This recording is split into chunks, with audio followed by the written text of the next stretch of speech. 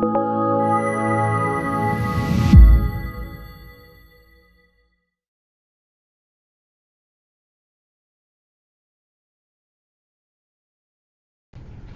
I'm Jacob Hornberger, president of the Future of Freedom Foundation, and this is this week's issue of the Libertarian Angle, the show that brings you the Libertarian angle on the burning issues of the day. And I'm joined, as I am every week, by my co-host, Richard Ebeling, who has started classes teaching at the Citadel again. Richard, good to see you again.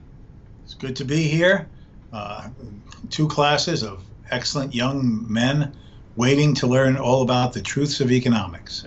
That's awesome. So what are you teaching this semester? Well, I have a section of principles of microeconomics, and then I'm teaching a section of money and banking.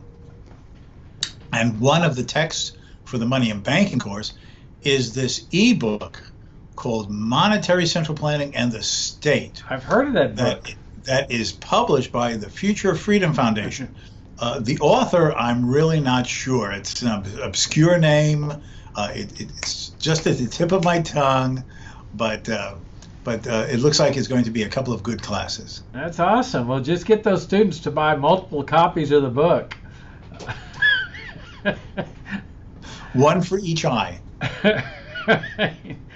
Okay, Richard, you and I have discussed immigration before, but it's back in the news, and I figure, we ought to address it again because the same old myths and the same old arguments keep coming up in favor of this system of central planning. You've got the murder of this woman in, I think it's Iowa, this young woman named Molly Tibbetts, who was murdered apparently by an illegal alien. You have crops that are rotting in the fields there in the Midwest. We're just linking to that in our FFF Daily today. And then you've got people complaining about food stamp fraud by illegals, and I got an email recently from a supporter that said this shows why we can't have open borders, and they're making that same argument against open borders in this murder case. And of course, I sometimes think, gosh, I must be living in a parallel universe where there's people living under open borders. Okay, where do I find that society? And really what they're complaining about, although they can't really bring themselves to enunciate this, is they're complaining about their own system, because we've had a system of immigration controls for decades, and when things go wrong, it's really an indictment of their system, because we don't have a system of open borders. We have a system of immigration controls. And so when these things happen, really what they're saying is our system of immigration controls isn't working. If only we maybe had more of a police state, more enforcement, that it would finally start working. But that's what they've had for decades. They've had their system of immigration controls. They have tremendous police state enforcement. I mean, it's essentially a police state on the southern border of the United States. You got highway checkpoints and roving border patrol checkpoints, warrantless searches of farms and ranches. You got border patrol agents boarding buses and asking for identification from people. The police state activity. You got this Berlin fence on the border, and so you've had this for decades. And then when something goes wrong, there's a murder or there's this or that, food stamp fraud or whatever, it's an indictment really that their system hasn't worked, but they can't confront that. The only thing that really works is a open borders, the free market's the only thing that works. Now, does that mean that there aren't criminals that cross borders to do bad things? Of course not. I mean, here domestically, we have people crossing borders that then commit crimes. In fact, there was just a murder in Florida, mass murder, I think several people. And the suspect, the accused, was from Baltimore. Now, let's assume that if you close the border completely and prohibit people from Maryland going into Florida, that makes Floridians safer. Because let's assume that 2% of people from Maryland commit crimes when they get to Florida. Well, okay, you would eliminate those 2%. That would certainly make people in Florida safer. We could amend the Constitution to provide that Florida has a right to keep out everybody from Maryland to be kept safe. Well, that's an infringement on the 98% that aren't committing crimes. We're willing to risk that, to incur that risk of life. Things go badly in life, in order to protect the freedom of people in Maryland to go into Florida. Well, the principle's the same with respect to county borders, state borders, international borders. Just because a few commit a crime doesn't mean that you can infringe on the rights of the 98% of the innocent people. Instead, our system is based on when somebody commits a crime, you go after them and you prosecute them for the commission of that crime. But you don't have a collective punishment that punishes the innocent as a way to keep people safe. What do you think, Richard? Well, separate from the immigration issue, I think that perhaps we can generalize this as a social dilemma of attitude in general. Let's keep in mind that through a good part of the second half of the 19th century, there was a major movement for prohibiting alcoholic drinks. In fact, several states in the 19th century were dry states. And the rationale for this, which eventually, of course, became an amendment to the U.S. Constitution in 1920 prohibiting the manufacture, sale of alcohol in the United States, which was not repealed until 13 years later in 1933, was that there are some people in the society who cannot control their drink.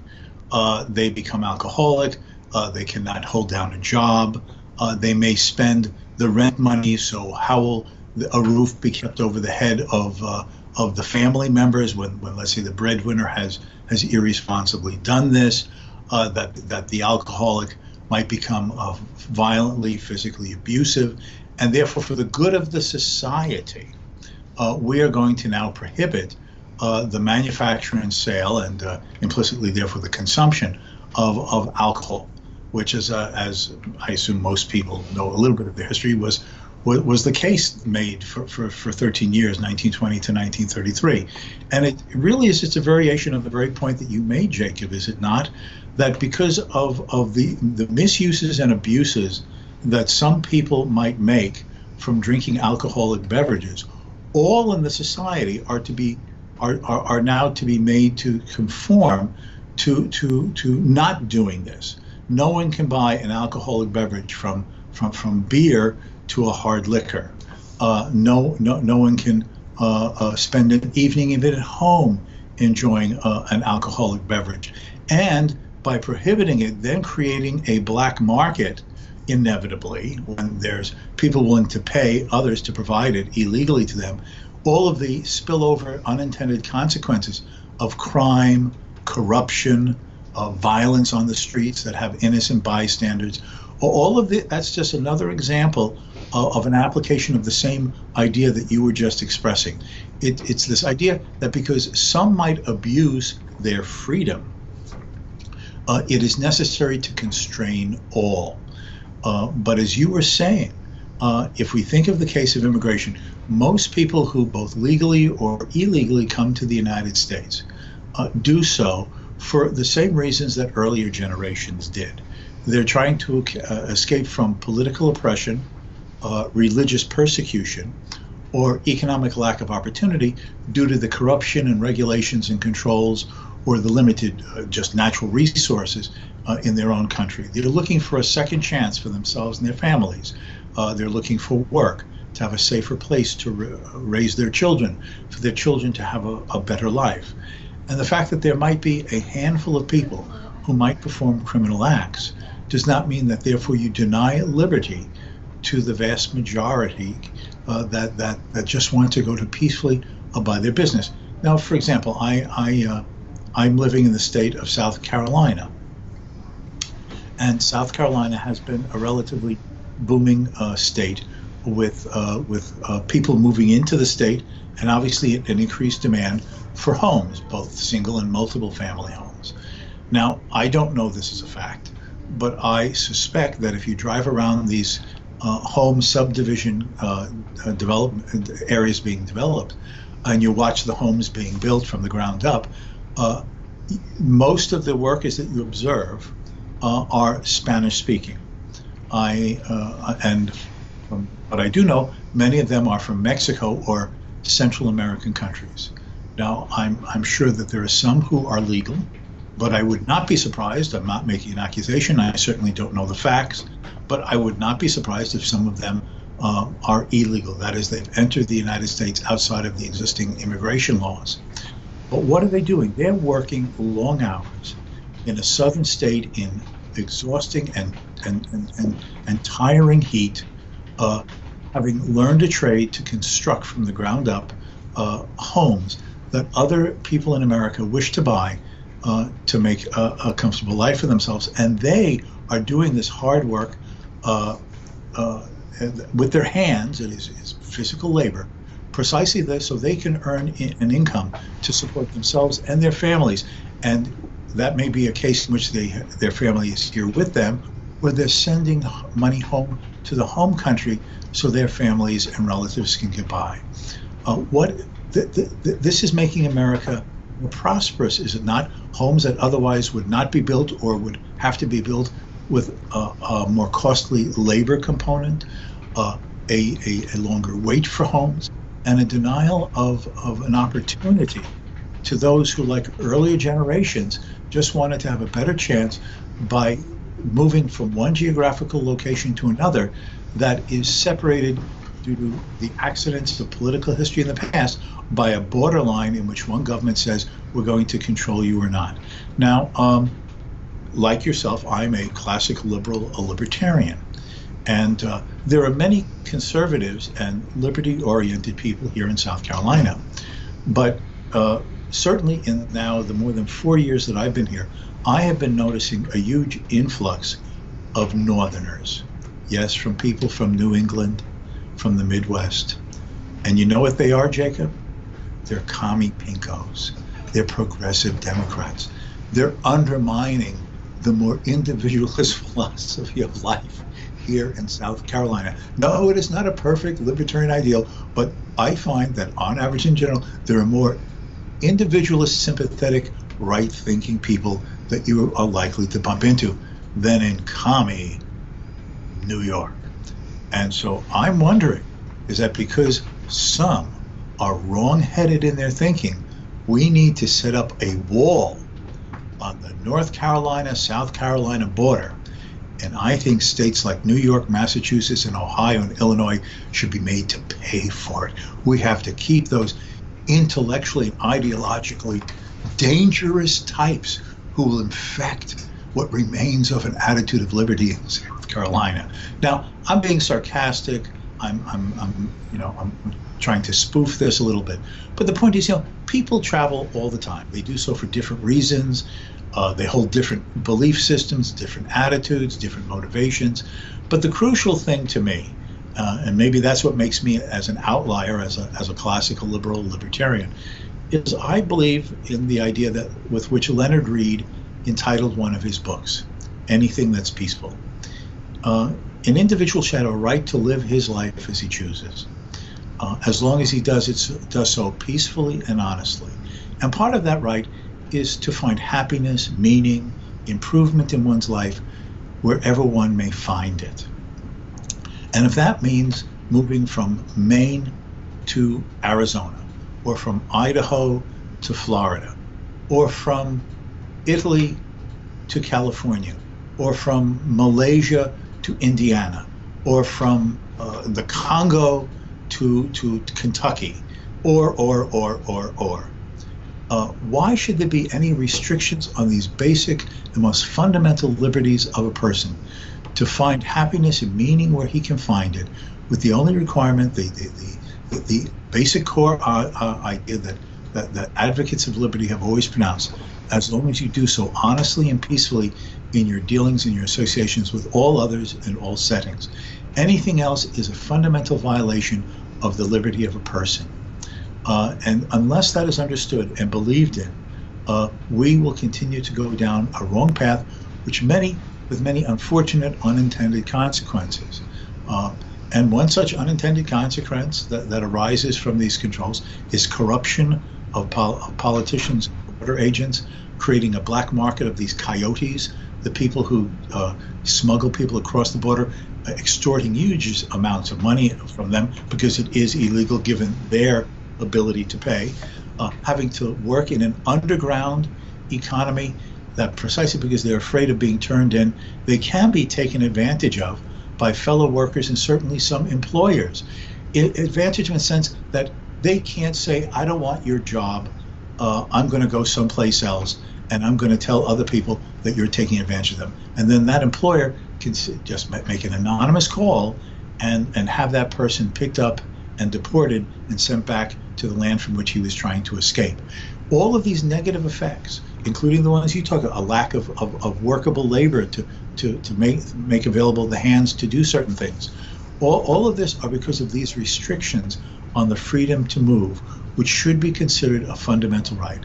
And again, if I can just make one more point, Jacob, and a reminder to our viewers and listeners, and that is, if you read the enumeration of the grievances that the Founding Fathers give against the British in the Declaration of Independence, one of those grievances is that the king and his government have attempted to restrict emigration into the United States. That is, the arrival of people to freely come to the American colonies to make a new home for themselves, to extend and take advantage of a growing division of labor to improve the qualities and the standards of life of everyone.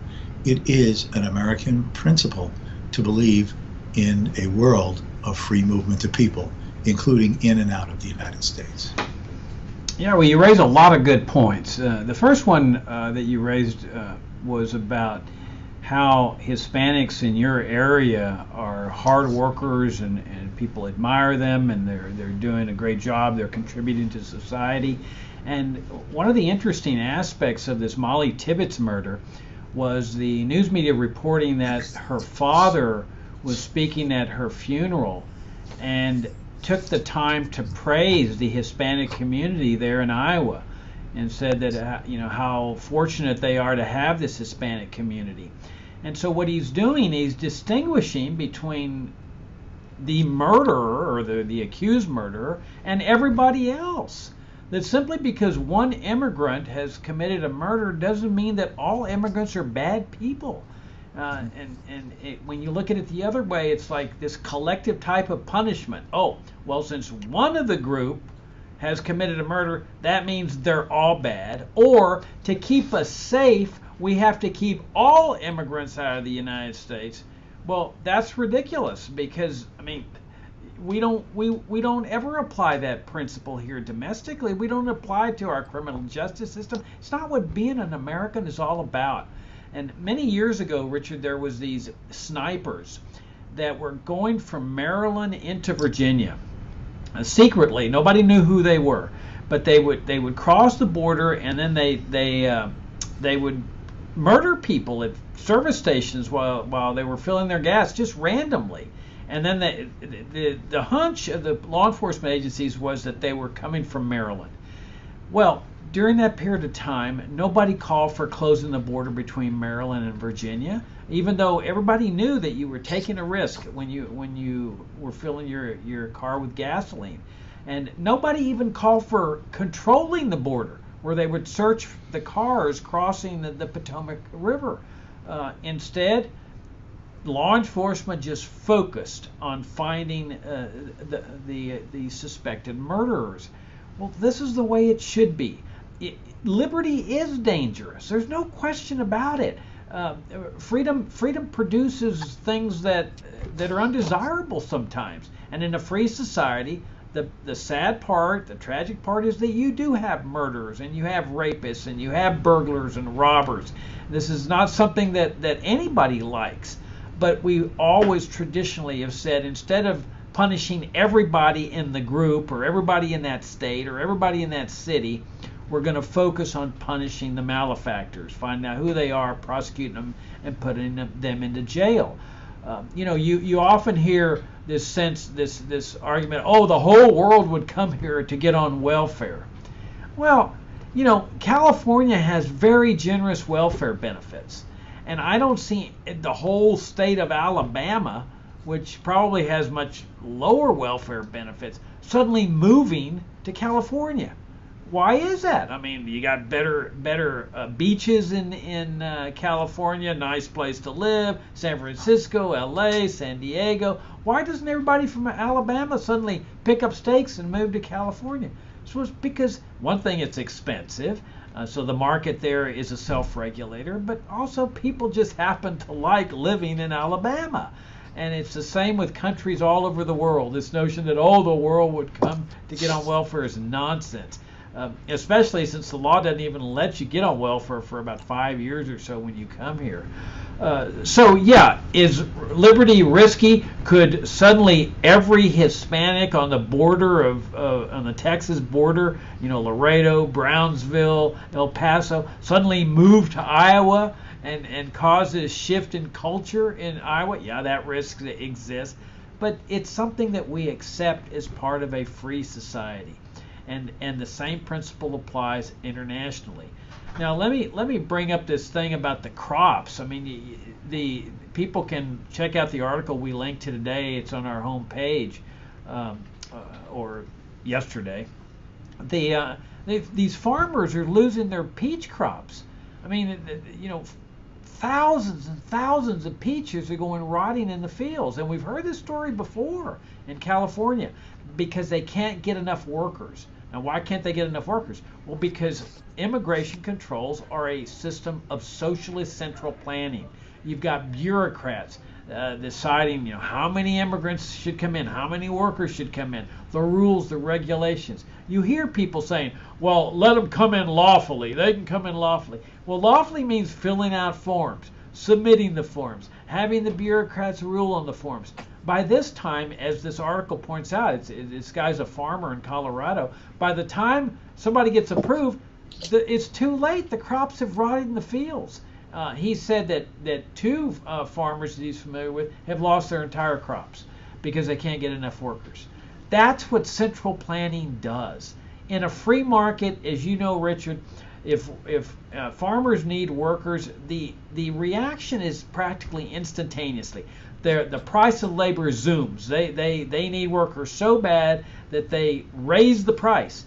And that's an information transmission system, the price system. It's an invitation also. Word spreads in Mexico or Guatemala. Man, you wouldn't believe the amount of money these guys are offering up there. They're willing to pay our transportation, everything. And, it's only for 4 or 5 months, but we can make a killing up there. And so they see this price skyrocket, the price of labor, and they zoom over there, and it's instantaneous. The crops get picked, they ship to market. That's the virtues of a free market. Finally, I'd like to point out, because I wrote about this in my blog this week, that you see conservatives always preaching personal responsibility, but not one of them has traveled to the Midwest to help these farmers pick their crops, their peaches. I mean, here they've got this system that is causing this travesty, and not one of them takes personal responsibility and says, okay, I'll get out there and help them pick their peaches. Yeah, you see, this brings out another point of this idea of the micromanaging or the central planning of immigration flows. It's often said what we want are people who can contribute to America. And you think of people with an advanced education or a particular high in demand skill or expertise, the medical doctor, the trained IT expert. Silicon Valley is always asking for more work permits or visas for people qualified in particular aspects of the tech industry. But what is forgotten is the fact that there is a huge part of the U.S. economy that needs less skilled, or to be honest, even relatively low skilled labor, the picking of crops, or the learning of trades such as home building. Home building is a skill. You don't want to put the wood frame up of the house, and the first time you have a big wind, it falls down. So there's knowledge and skills that are learned there, but we're not talking about rocket science in comparison to the PhD who helps design, a satellite that goes, traveling to close to Jupiter or something. But But these people are needed.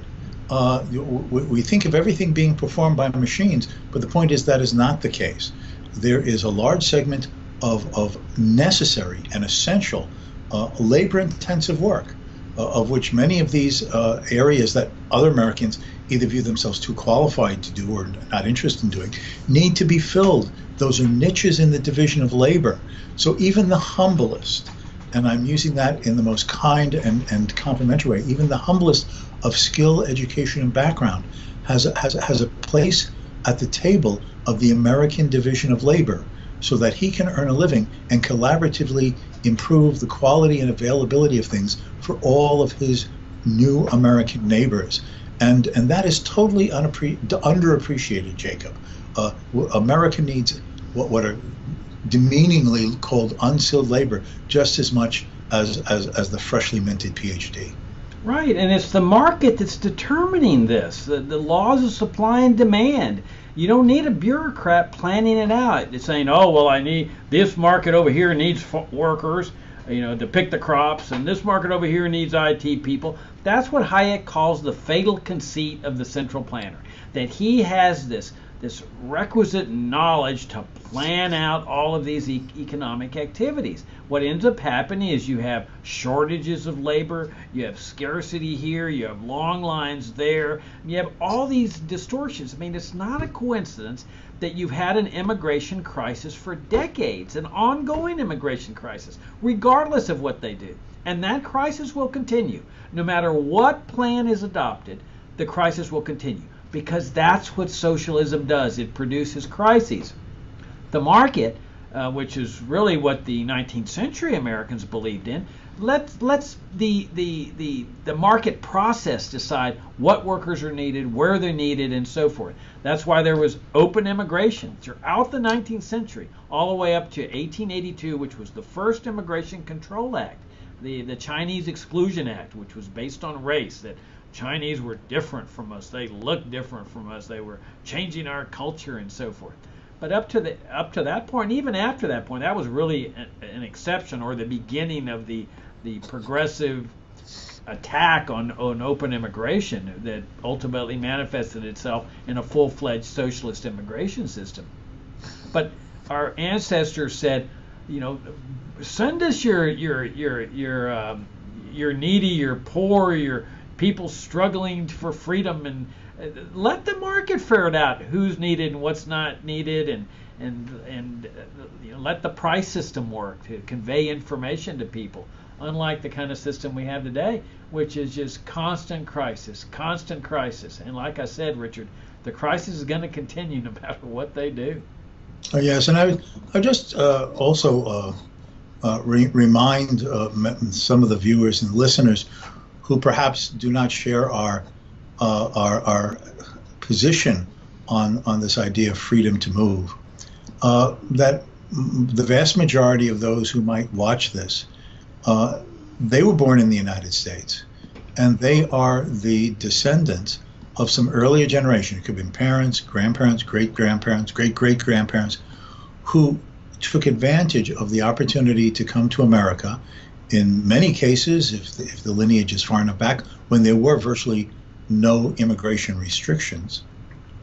And just ask yourself, where would you be, in the literal sense, where would you be today if your great-great-great-great-great ancestor, whatever generation it was, had not had the ability to come to the United States when immigration was either free or at least freer than it is today, and came here to make a better life for themselves and their immediate children, and through the inevitable unintended consequences of most human actions, you yourself are here enjoying the quality of life, the opportunities of life, even in a controlled and restricted America, compared to many other places that you could be around the world, a free and safe America. Where would you be today if that freedom had not existed when your ancestors wanted to come to America? All these people now are attempting to do is what your own ancestors took advantage of, a chance to move to a place safer, more respectful of people's rights, with greater economic opportunity, to have a second chance And that second chance will then benefit not just them and their immediate children, but the great-great-great-grandchildren that they'll never know, just as you are the great-great-great-grandchildren of people who came here with only themselves and their own children's thoughts in mind. But you are the beneficiary of it. Why shouldn't other people and future generations fortunate like that have a chance as well? Yeah, that's a great point. And you know, there's this myth that, oh well, the immigrants of old, they came and assimilated. Well, that's just nonsense. The immigrants would come and they would get in their own neighborhoods with people that spoke their language, whether they were Italians who were called WAPs, as you recall. There was tremendous prejudice against Italian that were coming over. The Irish, there was tremendous prejudice against them. Germans.